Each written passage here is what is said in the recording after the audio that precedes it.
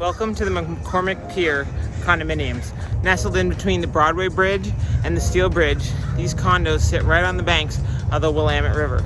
There's a number of condos for sale in the complex right now, partly due to the HOA cracking down on Airbnbs that are not supposed to be operating here. So let's go take a look at two of these properties, and I'd love to hear which one you would choose to buy if you had to choose one. So our first condo to view is this top floor and unit 1-1. So it has a nice open living space, and then the bedroom is on the top level. So this is going to be a nice quiet condo. It has one neighbor, and then in this direction you have a nice little sliding glass door with a little balcony. This balcony doesn't face the river per se, but from the balcony you might be able to get just a little peekaboo view of the river.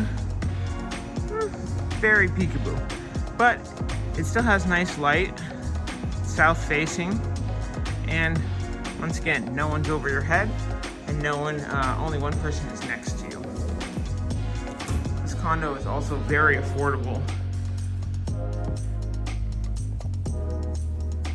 So we can go upstairs here, and this is where you're gonna get your best river view here, out this window. Real nice view. One of the wonderful things about this condo complex is it actually has a pool and this walking path right along the river. As we continue on, you have the full bath, nice large vanity, and tub shower. You have an in-unit washer dryer stack, and then a nice large bedroom space. So this bedroom is definitely a loft space, so you're not going to have noise blocked from down below. But the wonderful thing is you can entertain down below and keep all of your private living stuff up top. And just before we head out of this condo, I'd like to show you that there is actually quite a bit of extra little space. Over here you've got a little desk, and here you have kind of a pantry, or even maybe extra overflow closet space. Additionally, right by the door when you first came in, there's another really quite large storage closet. You can use it for coats or just extra storage. Okay, so that's a wrap on condo number 1, listed at $229,900 and 1 bedroom, 1 bath, 795 square feet. Without a doubt, one of the best things about living here is access to the waterfront path. It's pretty great. You can just walk a little ways towards downtown, and you get to the cherry blossoms.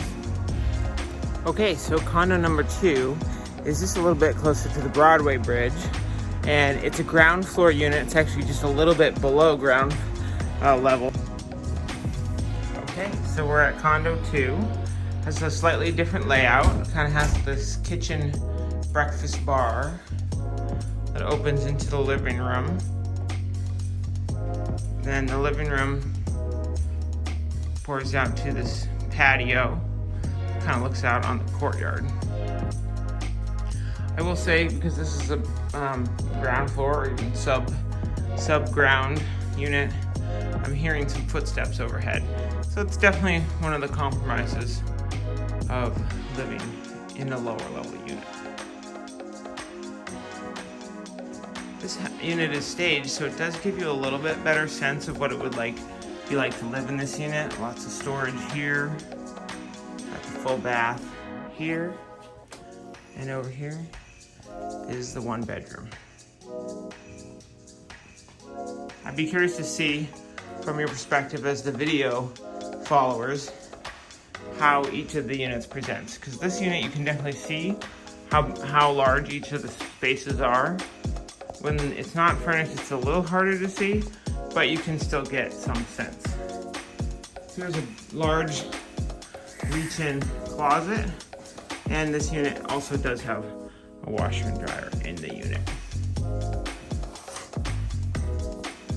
Okay, so condo 2 is listed at $249,900, and it is 1 bedroom, 1 bath, and This one is 690 square feet. So one of the things that people always want to talk about when it comes to condos is, what are the HOA fees and are there any special assessments coming up? So this place has a pool. It's currently covered, you can see here. And there was a special assessment to cover the redoing of the pool. And sometimes that special assessment has been paid in full by the seller, or sometimes it says in the listing that it would be paid in the full by the seller at closing. Those are both things you want to do investigation on during the due diligence period to make sure that you're not on the hook for some, cost that you weren't expecting. So this is the pool and hot tub area. And you can see that you can just walk from here right on over to the river path and take a walk or a jog. This is definitely going to have a little bit of noise in the area because it's situated on downtown. It's situated between the Broadway Bridge and the Steel Bridge, and you have car noise, and then of course you'll have occasional train noise going over the Steel Bridge. But for this location and on this kind of sunny day, it's really hard to beat. So just take a minute and put in the comments which one was your favorite, Condo 1 or Condo 2. Now we'll head over to the Japanese American Heritage Plaza and check out the cherry trees.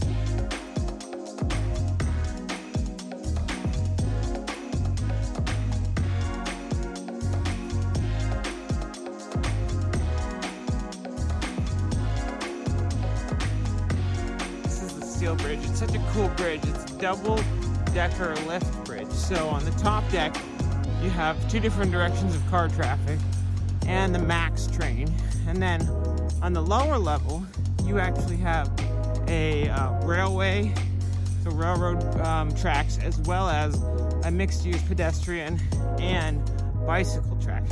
It's very cool. However, sometimes the trains do come and they actually block you from driving this direction, which can be a little bit of a pain. So I'm here first thing in the morning, which is nice. I mean, first thing in the morning, it's like 9 o'clock for Portlanders. And you can see you have a nice little bit of bike and pedestrian traffic, but it's not too busy. Later today, on a sunny day like this is gonna be like swarmed with people, which is fantastic.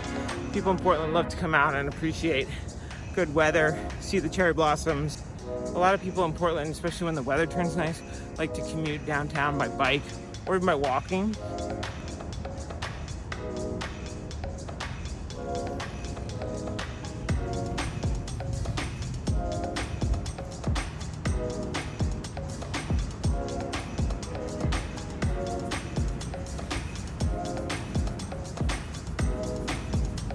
Here taking their family photo shoot for the spring. It's really nice. This little cat is on a leash. Oh my gosh, so cute. Sorry, buddy.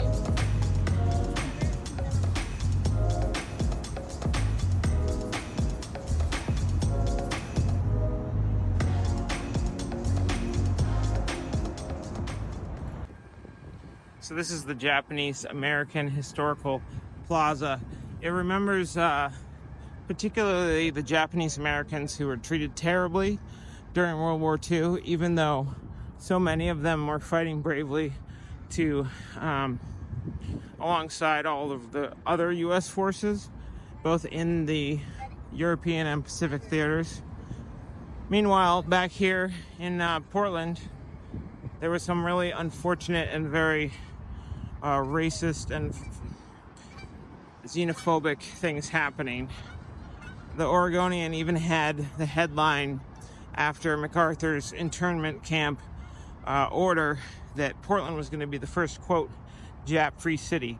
It's a terrible thing to say. It's a terrible black eye on Portland's history, but it definitely happened. So it's something we should talk about and learn from for the future.